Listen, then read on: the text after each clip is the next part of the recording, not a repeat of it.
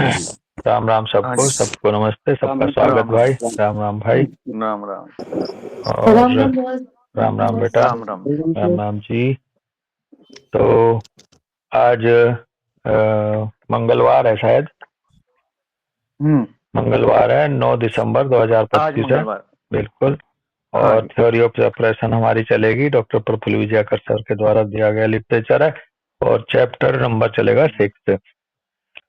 Chapter number 6 है science of genetic constitutional similimum. इतनी अच्छी सी बात जी। सर को भी पता थी कि मेरे को कैसे स्टेप बाय स्टेप इन लोगों को बताना है। अब जेनेटिक कॉन्स्टिट्यूशनल सिमिलिमम समझ में आ जाएगी इस चैप्टर के बाद, इसके पीछे क्या साइंस है हाँ जेनेटिक जी। हाँ जी। कॉन्स्टिट्यूशनल सिमिलिमम के पीछे। बड़े सर कह रहे हैं कि every homeopath is a holistic healer. हर एक होम्योपैथ जो है वो एक होलिस्टिक हीलर है। पार्ट में नहीं हील करता है बंदे को, एज ए होल करता है इंसान को। He therefore has bounden duty to know the makeup of man, what constitutes a man and how his organs function। अब चूंकि वो होलिस्टिक हीलर है तो उसकी ये एक ड्यूटी है, बंधी हुई, मतलब एक अनिवार्य ड्यूटी है एक तरह से, कि वो ये जाने कि इंसान का मेकअप क्या है, इंसान किस किस कंस्टिट्यूएंट, इंसान कैसे कंस्टिट्यूट होता है, कैसे बनता है शरीर, और कैसे इसके ऑर्गन्स काम करते हैं, ये सब जानना उसके लिए उसकी बाउंडन ड्यूटी है, उसको जानना as a holistic healer. Human बिल्कुल। Being is made up of unit of life called cell. All cells have same basic structure, whether it belongs to skin, bone, liver और ब्रेन।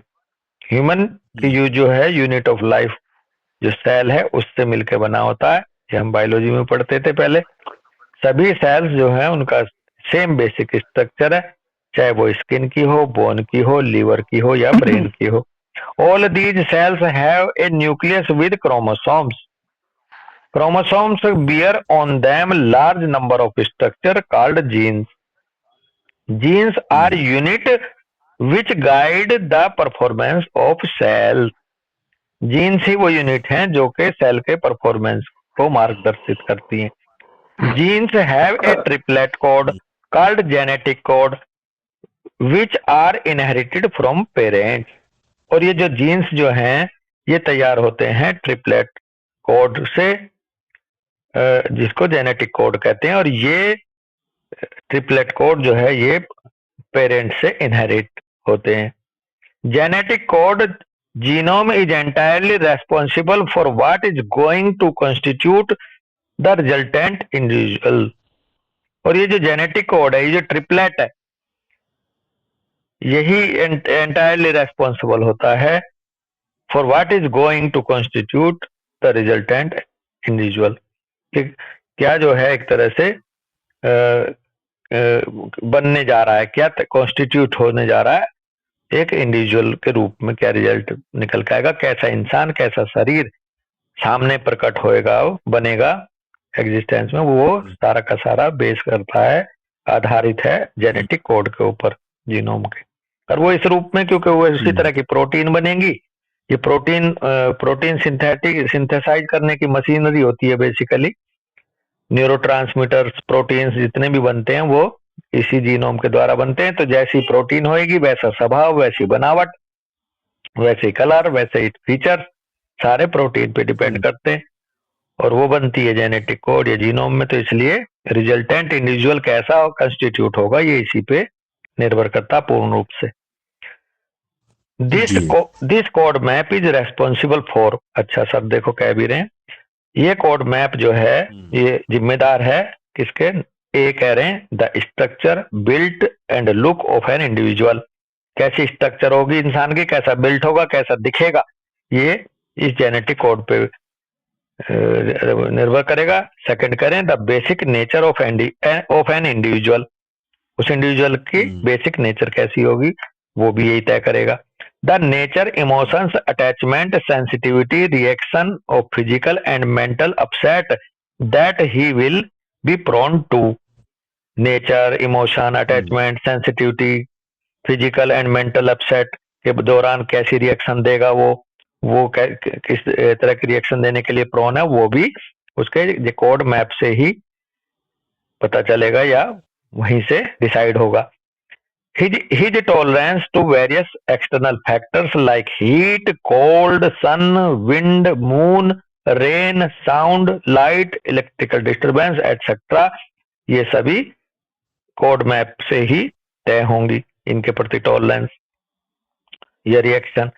डिजायर, नेक्स्ट करें, desires, aversions, thirst, apatite, ये भी वहीं से तय होती हैं। एनी सिम्टम फिजिकल और mental which is peculiar for that individual, कोई भी सिम्टम जो चाहे वो फिजिकल हो चाहे मेंटल हो, पिक्यूलियर टू इंडिविजुअल, वो सब उसका जेनेटिक कोड मैप ही डिसाइड करता है। तो कुछ बचा ही कहाँ, एज ए होल इंसान आ गया इसमें। कह रहे हैं कि when all these are taken into account for prescribing, ये है point Amit Pal, when all these are taken into account for prescribing, it becomes a genetic constitutional simillimum. Genetic constitutional similimum medicine कौन सी होगी, ये वो मेडिसिन होगी जिसको सेलेक्ट करने के लिए इन सब बातों का ध्यान रखा गया हो। फिर हेडिंग कह रहे हैं सर कि how does this code express, ये कोड किस तरह से एक्सप्रेस करता अपने आप को। कह रहे हैं this genetic code express itself by synthesising protein, ये कोड जो है अपनी सारी प्रक्रिया, सारे इसका कार्य विधि को एक्सप्रेस करता है सिंथेसाइज करते हुए प्रोटीन्स को। These proteins are of two type, दो तरह की प्रोटीन सिंथेसाइज होती हैं इस जेनेटिक कोड में, जीन्स में। ए है स्ट्रक्चरल, बी है enzymatic. A structural proteins are responsible for solid structure of the individual, जो स्ट्रक्चरल प्रोटीन है ये सॉलिड स्ट्रक्चर जो है इंडिविजुअल की, उसके लिए जिम्मेदार है, जैसे उसकी हड्डी, स्किन, उसका ढांचा एक तरह से। These proteins are synthesised differently in accordance to the nature inherited by the individual. और ये प्रोटीन जैसा पीछे भी आया है कि जो इनहेरिटेड जो नेचर है उसके हिसाब से ये प्रोटीन सिंथेसाइज होंगी, अलग अलग उसके स्वभाव के हिसाब से, जो पीछे से इंडिविजुअल में इनहेरिटेड होकर आया पेरेंट्स से। Hence the shape and features of the face of a person shall to be great extent reflect his nature। और इसीलिए जो शेप और फीचर्स हैं चेहरे की किसी भी व्यक्ति के, वो उसकी नेचर को रिफ्लेक्ट करते हैं। डॉक्टर अमितपाल भाई, बिल्कुल जी बिल्कुल। How to read face, faces Mary Olmsted Stanton जो कहती हैं। हाँ जी, हाँ, जैसी फिजियोग्नोमी होगी वैसा ही उसकी नेचर का रिफ्लेक्शन आएगा। और उसके पीछे स्ट्रक्चरल प्रोटीन्स हैं। दूसरी सेकंड है enzymatic proteins. These are proteins which form the part of human biochemistry and are circulated in the blood. दूसरी प्रोटीन जो जीन्स तैयार करते हैं वो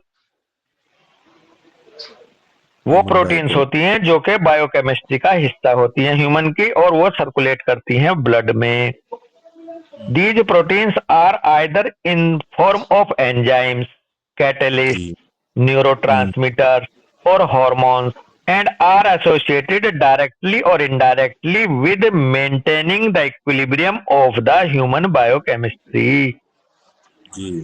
They are involved in all the biochemical reactions in the human body in one way or the other।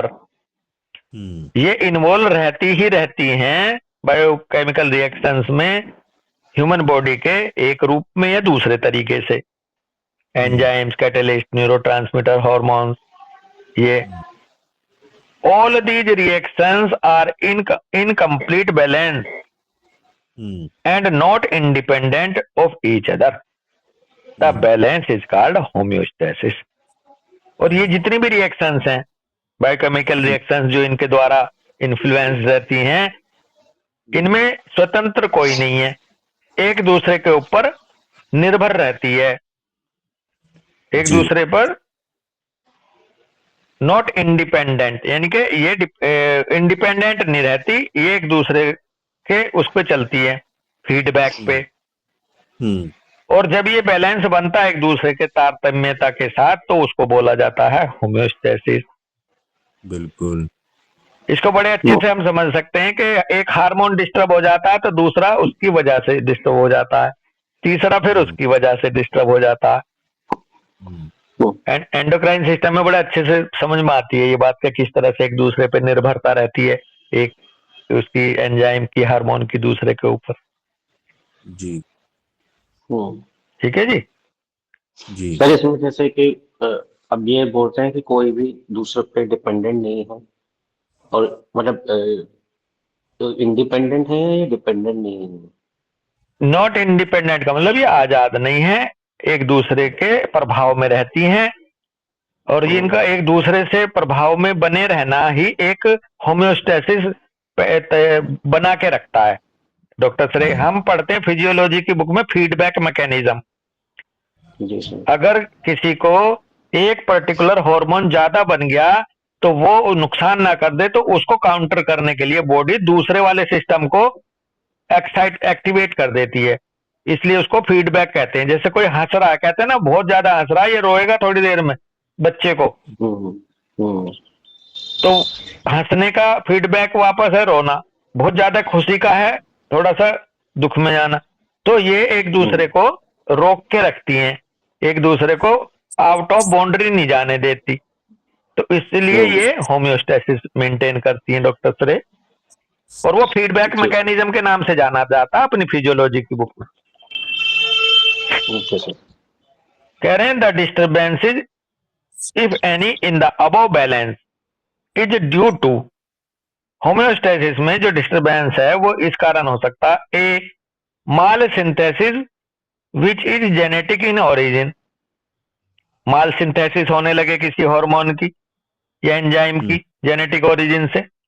B कह रहे हैं introduction of any protein in the human biochemistry, या फिर बाहर से कोई इंट्रोड्यूस हो जाए किसी बैक्टीरियल प्रोटीन का, वायरल प्रोटीन का, जो भी, वैक्सीनेशन के माध्यम से, इंसेक्ट बाइट के माध्यम से, बैक्टीरियल टॉक्सिन्स के माध्यम से, toxins from killed bacteria after antibiotics से, proteinous ointments etcetera, protein synthesized by cells due to shock, grief, mortifications can upset the homeostasis, causing a reverse RNA DNA synthesis, which may be result in grave diseases like cancer.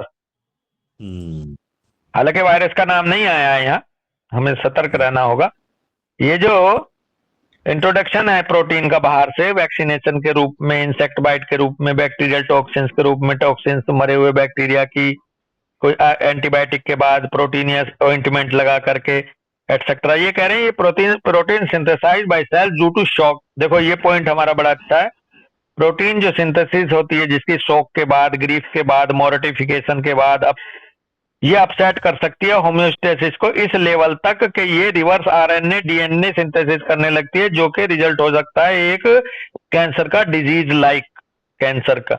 और भैया नोवा footnote है ये, doctor Amit पाल। और नोवा भी है, और हाँ जी। Emotion में भी हैनीमैन साहब ने यही 3 इमोशन बताए हैं कि हाँ, पेज नंबर वो 36 या 37 है, देख ले भाई एक बार। अमित बहुत अच्छी जानकारी दे दी आपने। ग्रीफ, ग्रीफ, शॉक और एंगर करके है 36। मोटिफिकेशन। हाँ, फुटनोट नंबर 9 लिख लो भैया इस पे, फुटनोट नंबर 9। और वो जो आपने 3 कॉज बताए जरा उन्हें भी निकाल दो एक बार, यहाँ सब बच्चों के भाइयों के वो हो जाएगा। वो 37 पेज है मुझे लग रहा है, मैं भी देख रहा हूँ, आप भी देखो। मैं देख रहा हूँ जी। 37, 35, 37 ही है दोस्त। फुटनोट नंबर 5 है इंट्रोडक्शन का, इसमें उन्होंने कहा है such a derangement of the stomach is usually dynamic origin caused by mental disturbance, grief, fright और वैक्सेशन। वहां 3 वर्ड ऐसे हैं दोस्त वो जी। ग्रीफ, फ्राइट, वैक्सेशन जिम्मेदार है डिरेंजमेंट के स्टमक के। और कहते हैं ना स्टमक ही सारे रोगों की जननी है, ऐसा भी कह देते हैं। तो ये वर्ड दूसरे भाव में वहां आया है, लेकिन जुड़ा इसी से है लगभग। शॉक, ग्रीफ, मोर्टिफिकेशन, अपसेट कर सकता है, प्रोटीन सिंथेसाइज करा करके रिवर्स कर देगा आरएनए डीएनए सिंथेसिस को, जो कि एक कैंसर तक का की बीमारी के लिए भी जिम्मेदार हो सकता है। और भाई नोवा फुटनोट एक बार पढ़ना जरूर बनता है। यहाँ नोवा बिल्कुल पढ़ें। फुटनोट पढ़ते हैं अभी। नंबर 16 का है। 16 अफोरिज्म का है, सही कह रहे। Most severe disease may be produced by sufficient disturbance of vital force through the imagination and also cured by the same means. तो ये इमेजिनेशन लेवल पे आएंगे। शॉक, ग्रीफ, मोर्टिफिकेशन का जो इफेक्ट आएगा वो आपके इमेजिनेशन को डिस्टर्ब करेगा, और जिससे एक सफिशिएंट डिस्टरबेंस हो जाएगा वाइटल फोर्स का, और वाइटल फोर्स का डिस्टरबेंस सफिशिएंट होने के बाद वो प्रोटीन सिंथेसिस जो है वो पैदा होने लगेगी, जो आपकी होम्योस्टेसिस को डिस्टर्ब कर देगी। क्या गजब का रिलेशन बना के चल रहे हैं सर। कह रहे हैं disturbed homeostasis impairs immunity and causes physical as well as mental symptoms.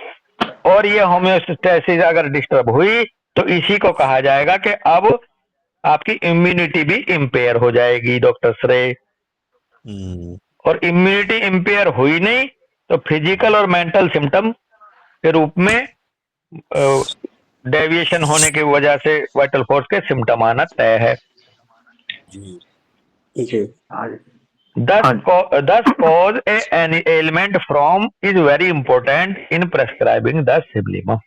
Amit Sharma क्या बात लेकर आए सर। हाँ जी। इसलिए एलिमेंट फ्रॉम का जो कॉज है वो बहुत ही महत्वपूर्ण होता है जब आप एक सिबलिमम को प्रेस्क्राइब कर रहे हो।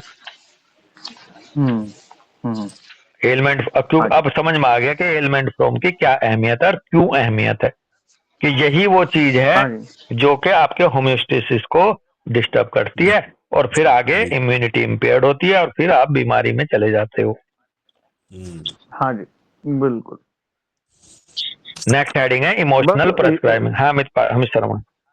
मतलब देखिए इसमें ना जैसे 9 फुट नोट में डॉक्टर हनीमैन साहब ने बहुत साफ साफ लिख रखा है कि सफिशिएंट और इमेजिनेशन, और मतलब यहाँ पर सब लोगों को खैर समझ में है भी, लेकिन इमेजिनेशन का मतलब हम खाली इमेजिनरी ना सोच ले कि वास्तव नहीं, उन्होंने मेरे के साथ ऐसे करा और मैंने उसको कैसे फील किया, मैंने उसके बारे में क्या इमेजिन किया, और उसको कितने टाइम तक। ऐसा नहीं है कि एक बार मेरे को 10 मिनट को गुस्सा आ गया और मेरे को कैंसर हो गया, नहीं, वो सफिशिएंट टाइम तक, उतने दिन तक, या उतना सफिशिएंटली, उतना स्ट्रोंगली मेरे को अफेक्ट करना चाहिए, तब उस लेवल पर जाकर मेरी डीएनए आरएनए सिंथेसिस डिस्टर्ब होंगी। और इसीलिए सही करने के लिए भी उसी सफिशिएंट लेवल तक उसको सही करना चाहिए। जो कहते हैं ना यार 10 मिनट को समझाओ, 10 मिनट तो इसकी बुद्धि सही रहती है, फिर वहीं पर चला जाता है।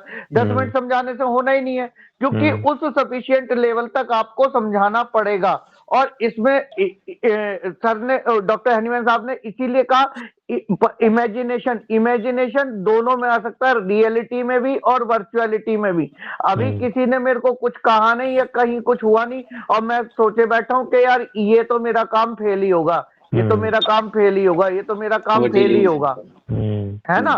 तो दोनों चीजों में आ सकता है, और एक रियलिटी में भी आ सकता है कि भैया इसने ऐसा कहा था और मैंने उसको ऐसे, ये तो मेरी बेइज्जती करे जा रहे हैं, इन्होंने तो मेरी बेइज्जती करके रख रखी है, इन्होंने तो मेरे को दुख देके रख रखा है, ये तो मेरे को बहुत वो हुआ है ना। हाँ, तो सफिशिएंट का मतलब ये है, ये उपयुक्त, जैसा डिस्टर्बेंस उस लेवल का। हाँ जी। बुखार आया है तो बुखार गहरा कर दिया, बुखार आया है तो बुखार के लेवल का, कैंसर बनाया तो कैंसर के लेवल का, कैंसर के लेवल का। हाँ जी, और अकॉर्डिंगली ऑर्गन अफेक्ट हो रहा है जी। हाँ श्रेय भाई। सर इसमें ना डॉक्टर एमडी विजयकर सर ने एक बार बोला था कि जैसे किसी छोटे बच्चे में जो पैदा होता है उसको जेनेटिक डिसऑर्डर्स होते हैं, तो वो इसलिए देख सकते हैं कि कोई ऐसी चीज जो फीमेल को, जो मदर को थ्रू आउट द प्रेगनेंसी रही है, थ्रू आउट 1 महीने नहीं, 2 महीने नहीं, थ्रू आउट द हाँ प्रेगनेंसी रही हो, हमेशा परेशान करती रही है, करती रही है, करती रही है, हाँ इतना करी है कि जेनेटिक लेवल तक उसको डिलीवरमेंट दे गया, हाँ तब हाँ जाके ये जेनेटिक कॉज हाँ, अमित ने यही कहा ना, अमित ने कहा कि कोई कोज उसको इतने लंबे समय तक परेशान कर रहा होना चाहिए, जैसी बीमारी। अमित शर्मा भाई यही कह रहे थे कि नहीं अगर कैंसर जैसी चीज है कोई भी है, तो वो ऐसा नहीं है कि छोटी मोटी अब हुई है चली गई। हालांकि इसमें भी एक आगे लर्निंग है। हाँ अगर अगर हाँ सडन जी अनएक्सपेक्टेड ट्रांजिएंट एक्सप्लोशन भी है किसी उसका, तो वो भी तो आपकी वो भी होमोस्टेसिस को उधर ले जाएगा। उसमें ड्यूरेशन हाँ भी जी बना रहना हर केस में जरूरी नहीं है। बहुत जरूरी नहीं हाँ, है। अभी हाँ आप जी देखो ना, हिरोशिमा नागासाकी पे एक कुछ सेकंड में ही गिरा था बम, और सदियों तक उसके इफेक्ट आ रहे हैं। तो ऐसा भी मिलता है, जरूरी नहीं है कि वो बराबर बना। हाँ, ये हो सकता है जो अमरीश सर कह रहे हैं बिल्कुल, कि वो बराबर बना रहना। और वहां भी बराबर बना हुआ कह लो, चेंज जब हो गया, बस म्यूटेशन हो गया और रिवर्स हुआ नहीं म्यूटेशन, तो इसका मतलब बना हुआ ही है। हाँ जी हाँ जी हाँ बस लेकिन इसमें ना डॉक्टर श्री दो चीजें एकदम से, जैसे वही बात पवन बॉस ने बिल्कुल सही कह दी। अचानक से मुझे उस टाइम बहुत तेज गुस्सा आया था, और उस टाइम या उस गुस्से ने या उस चीज ने मेरे को अफेक्ट कर दिया। अब वही बात है कि वो अफेक्ट एकदम से हो गया था। मैं उस टाइम पर मेरे साथ ऐसी चीजें हुई, वो मैं 15-20 हो सकता है 10 दिन 20 दिन महीने भर उसको लेके परेशान रहा। उसके बाद मैं नॉर्मल आने की कोशिश करी, लेकिन पूरी तरह से नॉर्मल नहीं हो पाया, और ये रहा। तो बॉस ने बिल्कुल सही कह दिया कि इतना सफिशिएंट उसी टाइम के लिए उसको इतनी तेज आ गया कि उसने उसके जीन्स में चेंज कर दिया, और वो चेंज रिवर्स नहीं हो पाए, और फिर चाहे यह ना वो था म्याजम का थोड़ी भी देर। रोल होगा, यह म्याजम का भी रोल हाँ होगा। जी म्याजम का रोल हाँ जी यही है, एक घटना ये एक एक सेकंड के लिए मेरे साथ भी हुई, और मेरे साथ अमित शर्मा भी थे, उनके साथ भी हुई। दोनों के शरीर में जो रिएक्शन आएगा, वो हमारे अंदर जो म्याजम चल रहा है वो तय करेगा। डॉक्टर श्रेय के हाँ जी मैं तो लंबा ले गया और अमित शर्मा को बुखार आके रह गया, जबकि जबकि जबकि इंटेंसिटी कोज की सेम थी। तो ये अंदर म्याजम क्या चल रहा है, हाँ सॉइल कैसी है, वो भी तय करेगी दोस्त। ना केवल एक बात से तय नहीं होगा कि लंबे ड्यूरेशन तक है, या सब पे एक बात का असर बराबर पड़ेगा। ये तो अमरीश सर ने एक बार बहुत अच्छा एग्जाम्पल दिया था। एक पिता के 4 बेटे थे, पिता मर गया, तो 4 बेटों को 4 तरह की अलग अलग बीमारी आई। किसी की बैक में पेन आ गया, किसी के सिर के बाल उड़ गए, किसी का लीवर इफेक्ट हो गया। तो अमरीश सर ने बताया कि जिसका बाल उड़ गया उसकी छत चली गई, जिसकी कमर में दर्द है उसकी बैक चली गई, सपोर्ट चली गई, लीवर किसी का जा रहा तो उसकी वेल्थ चली गई। तो कौन इंडिविजुअल किस लेवल पे उसको लेगा, वो भी शामिल होना है। और कितना बड़ा इम्पैक्ट कौन ले ले, एक बंदे को सुई से भी दिक्कत होती है, को तलवार से भी नहीं होती। तो ये बड़ी वेरिएबल चीजें हैं, ये केस टू केस हमें डिसाइड करनी पड़ेगी। बड़े लेवल पे हम अंडरस्टैंड कर सकते हैं, फिक्स नहीं होंगे कहीं भी। और मैक्सिमम जो बात ये है कि म्याजम ही डिसाइड करेगा कि क्या हाँ, पैथोलॉजी है। इफेक्ट क्या आएगा। ठीक है भैया, जी डॉक्टर हाँ सर। ये बात सही है कि एलिमेंट फ्रॉम है पूरी तरह से इम्पोर्टेंट, क्योंकि एलिमेंट वहीं से फ्रॉम तो चीजें है ही, शुरुआत हुई हैं। बिना भाई हाँ स्विच जी ऑन तो वहीं से ही हुआ, नेगेटिवली। वहीं सही से बात। हुई हैं। हाँ, हाँ जी हाँ जी तो ये था आपका। अब नया हेडिंग है, इमोशनल प्रेस्क्राइबिंग क्या होती है। जी तो वो तो था जेनेटिक कंस्टिट्यूशनल सिमिलियम एक तरह से, और इसमें कह रहे हैं इमोशनल प्रेस्क्राइबिंग कैसे होगा। बड़े सर कह रहे हैं behaviour associated with emotion, subconscious motor and sensory drive sorry, and the intrinsic feeling of pleasure and punishment are functions performed mainly by subcortical structures located in the basal region of the regions of brain। ये जो behaviour associated emotions associated with behaviours हैं, subconscious motor and sensory drive है, intrinsic feeling of pleasure and punishment है। कह रहे हैं ये सब जो है, इनका काम जो है परफॉर्म होता है किसके द्वारा, सब cortical structure located in the basal region of the brain. Basically hypothalamus है वो ज्यादातर। This region constitute of what we call as limbic system. बड़े सर ने लिम्बिक सिस्टम कहा अदरवाइज हाइपोथैलेमस भी बहुत डिसाइड करता है। The biochemical homeostasis when disturbed can influence the limbic system along with hypothalamus and stimulate various nerve centers to secrete different neurotransmitters। Biochemical homeostasis जब एक बार disturb हो जाता है तो ये इन्फ्लुएंस करता है लिम्बिक सिस्टम को, साथ साथ हाइपोथैलेमस के, और फिर स्टिमुलेट करता है वेरियस नर्व सेंटर्स को सिक्रीट करने के लिए डिफरेंट न्यूरोट्रांसमीटर्स। जी The different neurotransmitters secreted are responsible for various emotions and different aspects of behavior।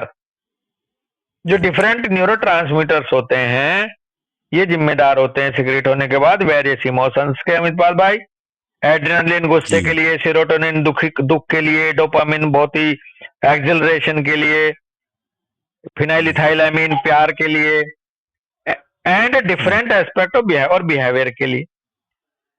Secretion of dopamine, epinephrine, norepinephrine, encephalin, endorphin, adrenaline, etc. can be in excess or deficient depending upon the basic nature of the patient। किस patient में किस तरह का स्वभाव होगा ये depend करेगा कि उसके अंदर dopamine, epinephrine, norepinephrine, enkephalin, endorphin, adrenaline etcetera इसकी अधिकता या डेफिशिएंसी कितनी है, कितनी अधिकता, इससे उसका नेचर स्वभाव तय होगा। This is depend upon the genetic code, और ये जेनेटिक कोड पे डिपेंड करेगा।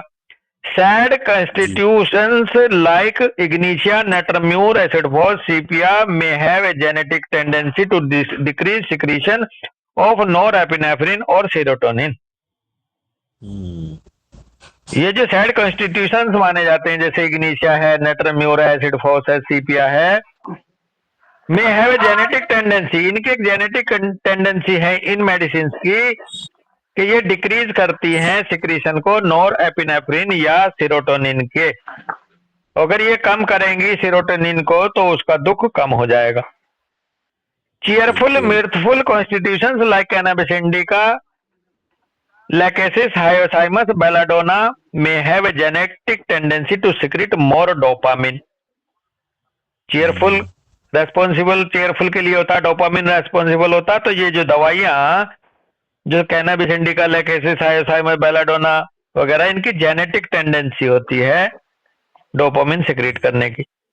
Thus, various neurotransmitters will be secreted in different individuals in a different quantity, giving these individuals their basic characteristics, which incidentally correspond to their basic structure, features, etc. तो various neurotransmitter जो है secrete जो होते हैं different individuals में अलग अलग quantity में इंडिविजुअल्स की बेसिक कैरेक्टरिस्टिक को तय करते हैं, और which incidentally correspond to their basic structure features, और वो इंसिडेंटली उनके स्ट्रक्चर और फीचर से भी एटसेट्रा से मेल खा जाते हैं। सिक्रीशन बस यहाँ मतलब वही थोड़ी सी बात कहने का तरीका हमारा बदल गया। ये है कि कुछ लोग ऐसे होते हैं जिनमें एपिनेफ्रिन, नॉरएपिनेफ्रिन, किसी में सेरोटोनिन, किसी में ये होगा, ये ज्यादा सीक्रेट होते हैं या कम सीक्रेट होते हैं कि यार ये तो हर टाइम दुखी हो जाता है। हाँ। जिनमें कम सीक्रेट ये तो हर टाइम गुस्से में आ जाता है। हाँ। ये तो हर टाइम मुस्कुराता रहता है। हाँ। वो जिसके ज्यादा चीयरफुलनेस होगी उसी तरह के फिर उसके स्ट्रक्चर और फंक्शन आ जाएंगे। बिल्कुल बिल्कुल ये डिपेंड करते हैं, और वही उसकी बेसिक नेचर पर और वो आएंगे। बहुत बढ़िया, बहुत जोर की बात। तेरे से एक सवाल पूछूंगा दोस्त मैं लास्ट में, अभी मजा आ जाएगा। अच्छा, इसको पूरा करके। Secretion of these neurotransmitters can also come about in excess or be deficient in individuals due to sudden shock, prolonged grief, apprehension or mortification। Secretion in neurotransmitters का कह रहे हैं can also come about in excess। ये एक तो है basic, किसी में ज्यादा पीछे से, या फिर इसका ज्यादा या कम होना सिक्रीशंस जो है डिपेंड करेगा इंडिविजुअल के साथ। अगर सडन शॉक आ जाए, प्रोलॉन्ग्ड ग्रीफ आ जाए, एप्रीहेंशन और मॉर्टिफिकेशन आ जाए, वहां से भी तय होता है इनका अधिकता और कमी। और पीछे से इनहेरिटेड प्रॉपर्टी कैरेक्टरिस्टिक से भी तय होता है पेरेंट्स से। इन दीज हाँ। Cases the neurotransmitters levels increase or decrease temporarily, giving a temporary change in attitude and behavior. और जब ये हाँ। फिजियोलॉजिकल टाइप का होगा, यानी कि टेम्परेरी होगा, न्यूरोट्रांसमीटर का सिक्रीशन इंक्रीज होना या डिक्रीज होना, तो ये टेम्परेरीली उसको टेम्परेरी चेंज ला देगा उसके एटीट्यूड में और बिहेवियर में. Gelsemium in nervousness, staphysagria in mortification, ignatia in grief are classic example of prescription on local emotional level where basic genetic code is neglected. और ये जो जैल्सीमियम हम नर्वसनेस को लिए दे देते, स्टेफिसेग्रिया मोर्टिफिकेशन के लिए दे देते, इग्निशिया ग्रीफ के लिए दे देते, क्लासिक एग्जांपल है प्रेस्क्रिप्शन का, जो हम लोकल इमोशनल लेवल पे दे देते हैं और बेसिक जेनेटिक कोड को कर देते हैं नेग्लेक्ट. बहुत तो ये राइट प्रेस्क्रिप्शन है या wrong, doctor Amit Sharma? Wrong है बस। इग्निशिया दुख वालों को देते हैं हम, जैल्सीमियम नर्वस लोगों को देते हैं, स्टेफिसेग्रिया मोर्टिफिकेशन को देते हैं. ये राइट प्रेस्क्रिप्शन है जेनेटिक कंस्टिट्यूशनल या रॉन्ग? बस ये तो डिपेंड कर जाएगा कि हमारे सामने क्या केस आया है, कैसे आया हमारे है, और सामने- ये अगर इसी पर उठा रहे हैं तो रॉन्ग है, क्योंकि आप एक ही इमोशन को कर रहे हो और ये इमोशंस चेंज हो जा रहे हैं, इमोशंस चेंज हो जाते हैं, तो ये हमारे को उसका जीसीएस नहीं दिया हमने उसका. अभी- यहाँ पर ये निकल कर आ रही है. अभी अभी अभी अभी बात समझेंगे हम. मान लो मेरे सामने पल्सेटिला हम्म, जेनेटिक कोड का बंदा है, ओरिजिनल. हम्म, अभी उसकी कहीं उसकी मानहानि हो गई और इस समय वो स्टेफिसेग्रिया की स्टेट में है. देनी चाहिए नहीं देनी चाहिए? बस ये मैंने कहा ना, ये डिपेंड करेगा, पहली बात. दूसरी बात आपके ऊपर यही है कि अब फिर आपने कहा, हमने कहा कि वो कर रहे हैं सिर्फ स्टेफिसेग्रिया को देखना. मानहानि तो इग्निशिया में भी होती है, मानहानि तो और मेटेलिकम में भी है, मानहानि अरे तो सब में. अच्छा, रुको मानहानि रुको में रुको रुको रुको मेरी रुको. बात मेरी बात समझिए पवन बस, मेरी हाँ, बात समझिए. बोल बोल चल तू बोल. यही तो बड़े सर ने कहा है कि अगर हम सिर्फ इन पर दे रहे हैं, अगर हम नर्वसनेस में सिर्फ जैल्सीमियम दे रहे हैं, हाँ. या मोर्टिफिकेशन में सिर्फ इग्निशिया दे रहे हैं, तो ये गलत है. Where the basic genetic code is neglected, हाँ. तो हमारे को बेसिक जेनेटिक कोड को ध्यान करके ही देना. आंसर आपका यहाँ बहुत अच्छा आता, तो कहते हैं कि भैया अगर ये एक्यूट केस में आ रहा यही बोल हाँ. तो हम मैं स्टेफिसेग्रिया दूंगा. अरे सुन तो ले भैया, अब तू अगर जेनेटिक कोड को आप कंसिडर करते हो, जनरली क्रोनिक केस में करते हो. हाँ जी. अगर ये फिजियोलॉजिकली पल्सेटिला डिस्टर्ब होके स्टेफिसेग्रिया की पिक्चर दे रहा, तो वहां ये जायज है, जेन्युइन है देनी, हाँ जी. क्योंकि हाँ वो जी. एक्यूट है. दीपशिखा शायद आप हाँ कुछ जी. कह रही थी. हाँ. नहीं दीपशिखा कुछ यही ये- डर है सेम कि अक्यूट होगा तो जरूर देंगे, क्योंकि यही तो उसका देंगे. जहां और यही- एक्यूट होगा वहां ये राइट प्रेस्क्रिप्शन माने जाएंगे, और जहां क्रॉनिक के लिए दे रहे हो यहाँ यही रॉन्ग हो जाएंगे. देंगे. हाँ, यही बोलना था मुझे बस. ये आंसर बेसिकली बस- करेक्ट था. हाँ जी पवन बस, जी भाई. मैं फिर बोल रहा हूँ, अब आप इसको थोड़ा सा विद ड्यू रेस्पेक्ट, मैंने कहा डिपेंड करता है. एक बार आया, आपने दिया, बहुत अच्छा हुआ. दोबारा एक्यूट में आया, हमने दोबारा दे दिया. अब वो पता चला तीसरी बार फिर उसी से हाँ, तो परेशान फिर हो आप गए. तो- इसका मतलब अब इसको हमारे को उसकी जेनेटिक कॉन्स्टिट्यूशनल सिम्बलिज्म देनी पड़ेगी दूसरी. नहीं, हाँ, एक्यूट में एक बार आया, पहली दूसरी बार आया तो देना ही देना है. Element from is more important in acute. तो भाई मैं फिर हम वहाँ एक्यूट पहले दिन नहीं डिसाइड करेंगे क्लिनिक पे कि एक्यूट है या क्रोनिक है हमारे सामने. हाँ. हाँ जी. हाँ. ये पहले दिन हम पहले एक्यूटली दे देंगे उसको स्टेप, जब दोबारा गलती करेगा तब वो बंदा तब देंगे हम ये तय करेंगे. आपने मेरे से हम ये तय करेंगे हमारे सामने अगर एक्यूट केस है और वो उसका बेसिक डिस्पोजिशन भले ही चाहे स्टेफिसेग्रिया नहीं है लेकिन स्टेट स्टेफिसेग्रिया की है, तो यहाँ तो ये हो जाएगा राइट. बस पवन बस, मैं आपकी बात को बिल्कुल नहीं काट रहा है, क्या नहीं कह रहा. मेरे कहने का तरीका एक्यूट नहीं था, मैंने कहा ये डिपेंड करेगा. मैं सिर्फ ये कहता कि ये डिपेंड करेगा एक्यूट और क्रोनिक को. बिल्कुल, चलो मान लेंगे, बिल्कुल डिपेंड करेगा कि हम केस क्या डील कर रहे हैं. तो बेसिकली गड़बड़ वहां हो जाएगी. इन बच्चों के लिए मैं बोल रहा हूँ जहां आप जेनेटिक कॉन्स्टिट्यूशनल मान के जेलसीमियम नर्वसनेस के लिए दे रहे हो, स्टेपिसैग्रिया को आधार बना दे, वो मे बी और मे नॉट भी। अगर वो स्टेपिसैग्रिया हाँ जी। एक्यूट होगा, अब कई बार अब ले आओ कैलकेरिया बेलाडोना की पिक्चर लाता है एक्यूट में, है जी, हाँ जी। कैलकेरिया स्ट्रेमोनियम हाँ की जी। लाता, पल्सेटिला एक्यूट में या क्रॉनिक में वो बन जाती है प्लेटेट। तो ये वो कंप्लीमेंट्री वाला रिलेशन यहाँ पे एक्यूट और क्रॉनिक की तरफ इशारा कर रहा है। हाँ जी। चलो बहुत हाँ जी। बढ़िया, वैसे मजा आया। क्लियर हुआ इन लोगों को और लोगों को? हाँ मैं एक बात, मतलब वैसे मेरे को इतना वो नहीं है नॉलेज, लेकिन मैं इस बारी जो सेमिनार में गई थी, ये भी हो सकता है कि मैंने चीजों को गलत अंडरस्टैंड किया हो, क्योंकि इतनी सारी बातें हो रही होती, इतना हमारा लेवल नहीं है अभी उतना अंडरस्टैंड करने का। जी। लेकिन एक जो हम लोग एंटीसोरिक जो परसेप्शन को रिसीव करके, मतलब परसेप्शन को कंसीडर करके मेडिसिन देते हैं ना, और ये हम हाँ अपने खुद के एक्सपीरियंस में भी देख रहे हैं, इवन अपने बच्चों के केस में, अपने केस में, सबके केस में, मतलब अपनी फैमिली में इवन हम देख रहे हैं कि जो एंटीसोरिक मेडिसिन हम लोग परसेप्शन को कंसीडर करके, डिल्यूजन्स को कंसीडर करके देते हैं, हाँ वो इवन एक्यूट भी कवर करती है, सेम मेडिसिन कवर करती है। बहुत rare, in the rarest case आपको दूसरी एक्यूट देनी पड़ती है, अदरवाइज वो आपकी एंटीसोरिक ही कवर कर ली जाती है। और ये हमने खुद अपने फैमिली में ये एग्जांपल देखा, इसलिए मैं बात बहुत कंफर्म होके कह रही हूँ। और शायद ऐसी ही कोई बात सर गगन सर इस बार सेमिनार में बता भी रहे थे। ये हो सकता है कि मेरे को उतनी अच्छे से वो बात समझ में ना आई हो, कुछ बता रहे हैं मैं कुछ समझी हूँ, हाँ लेकिन वो कह रहे थे कि जो आपके डिल्यूजन, जो आपके परसेप्शन, जो फॉल परसेप्शंस को कंसीडर करके मेडिसिन दी जा रही होती है, वो मेडिसिन आपके most of the time acute चीजों को कवर कर लेती है। जब हाँ उससे नहीं कवर हो तब आपको फिर एक्यूट मेडिसिन देनी ये चाहिए। बिल्कुल या सही कहा आपने, लास्ट वाली लाइन बिल्कुल सही कही है। परसेप्शन पे देने पर एक्यूट को मोस्टली कवर करेगी, जी परसेप्शन पे देने के बाद एक्यूट को मोस्टली कवर करेगी। यदि आप क्रोनिक में परसेप्शन पे दे रहे हो तो केवल आप माइंड को डील कर रहे हो। हाँ।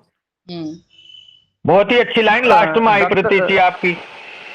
ये बात डॉक्टर प्रतीति, अरे उसके डॉक्टर लिए प्रतीति, हाँ अमित भैया क्या कह रहे डॉक्टर हैं? प्रतीति, एक बहुत सिंगल सा एग्जांपल देंगे नॉर्मल लाइफ का।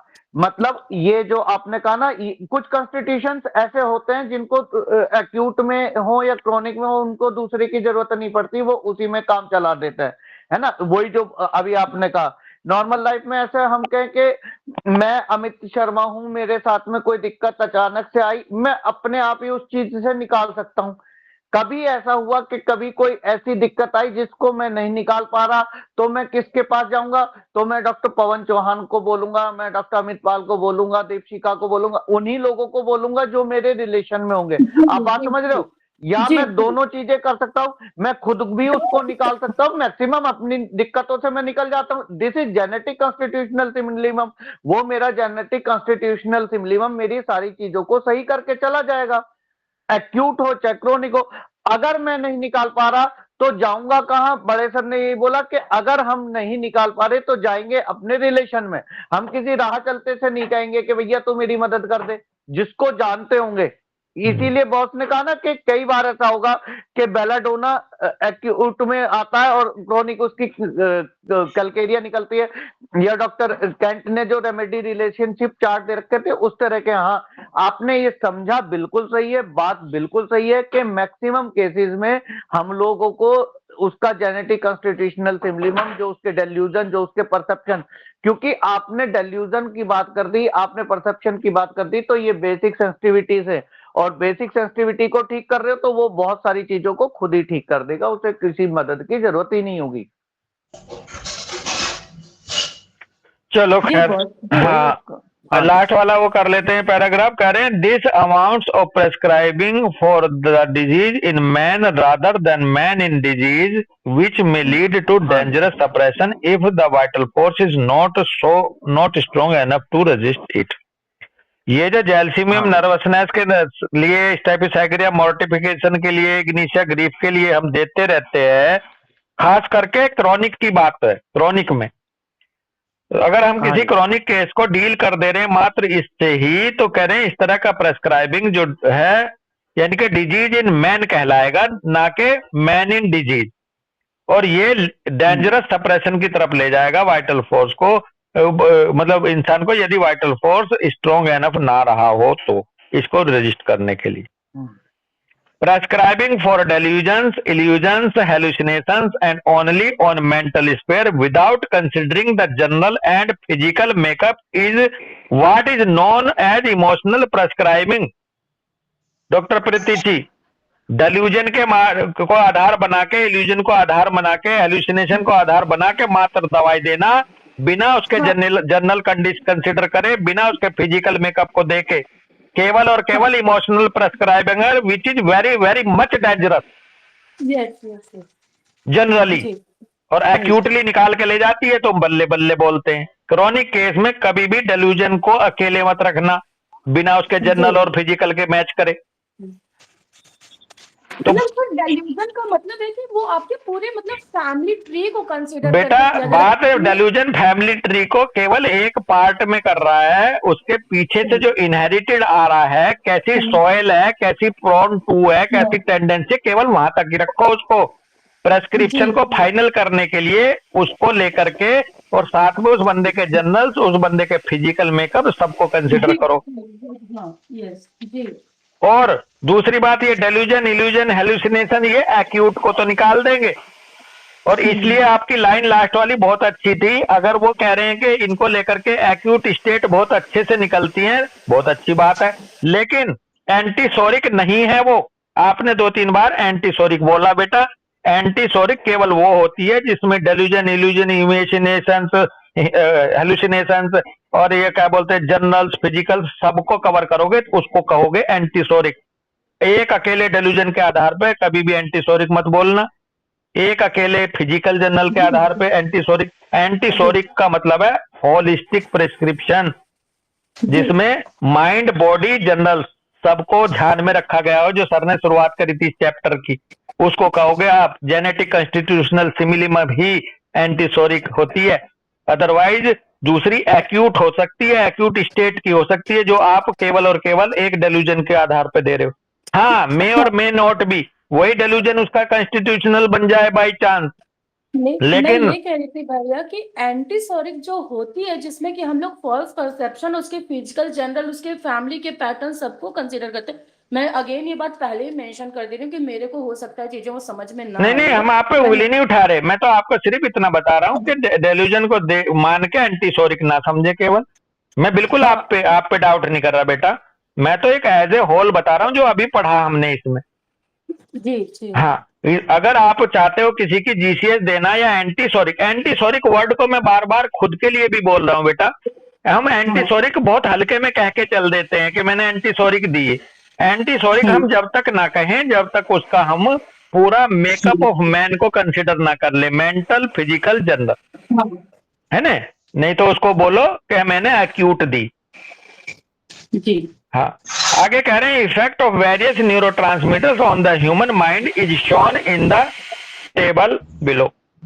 Doctors who consider only the physical symptoms are tempering the homeostasis at local biochemical level. इसको हम आगे करेंगे नेक्स्ट डिस्कशन में, यहीं रुकते हैं।